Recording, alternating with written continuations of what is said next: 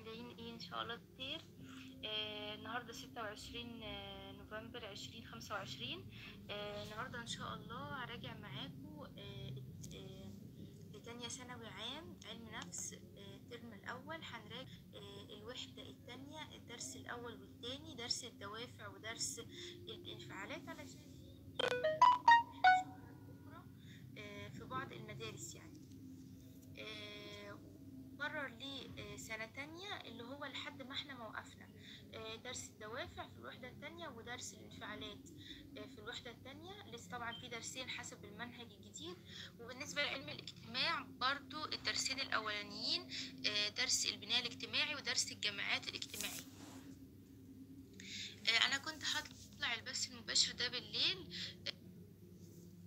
مشروب او محضره حاجه، محضره الموبايل. لو انت ما كنتيش، لو انا ما كنتش قلت لك ان انا محضره الموبايل عشان خاطر بسجل عليه لو حصلت حاجه للبث المباشر، ما كنتيش هتعرفي الا لما انا قلت لك.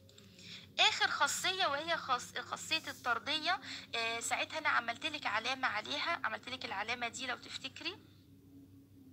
العلامه دي اللي هي كلما ازدادت او ازداد قوه الدافع، كلما ازداد قوة الجهد المبذول له. ساعتها قلتلك دي قاعدة اسمها كلما يعني ايه؟ يعني كل ما كان الدافع اللي انا عايز احققه، عايز مثلا اتعلم لغة جديدة، عايز اجيب